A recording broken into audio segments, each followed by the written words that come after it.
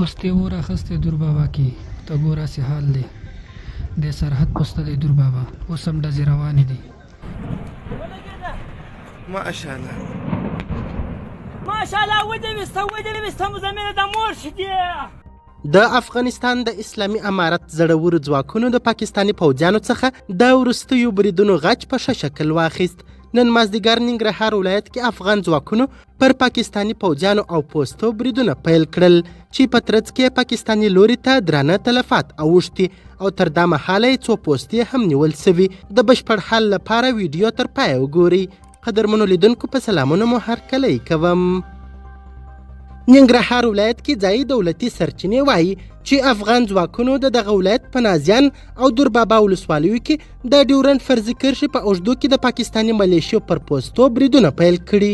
د سرچینو په وینا په دغو نښتو کې د پاکستاني ملیشیو ځینې مهمې پوستې هم له منځه وړل سوي او تلفات هم ورته درانه اوښتي دي.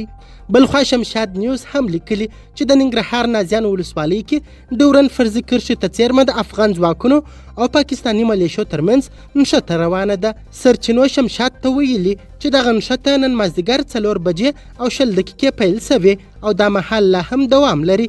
دا په داسې حال کې ده چې څو ورځې وړاندې د پاکستاني رژیم ځواکونو په ننګرهار ولایت کې پر یو کور هوایي برید کړی چې په ترڅ کې 18 تنه شهیدان او څو نور ټپیان سوي وه. د افغانستان اسلامي امارت هم پاکستان ته د غچ اخیستلو خبرداری ورکړی و او بالاخره نن پر پاکستاني پوځیانو قیامت جوړ کړ.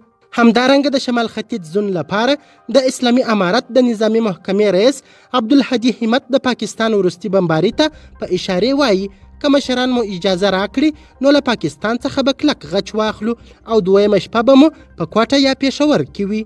نوموړی زیاتوي له هیواد څخه دفاع راباندې لکه د ماسپښین لمونځ فرض عین ده خو یوازې اجازې زموږ مخه نیولې ده او د امیر له اجازې پرته بهر جهاد نه کیږي. ښاغلي عبدالهادي همت پاکستان بزدله د کفارو غلام او مزدور دشمن یاد کړی او ویلي دي چې په تاریخ کې پاکستان یو جنگ هم نه دی ګټلی او تل یې د امریکا د خوشحالولو لپاره پر افغانستان بریدونه کړي دي.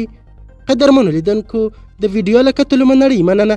د لا زیاتو او نور لحظه پر لحظه خبري مطالبو لپاره زموږ هم دغه مشال پریس یوټیوب چینل سبسکرایب کړئ. تر بیا او بلې ویډیو ښه وخت ښې چارې د الله په امان.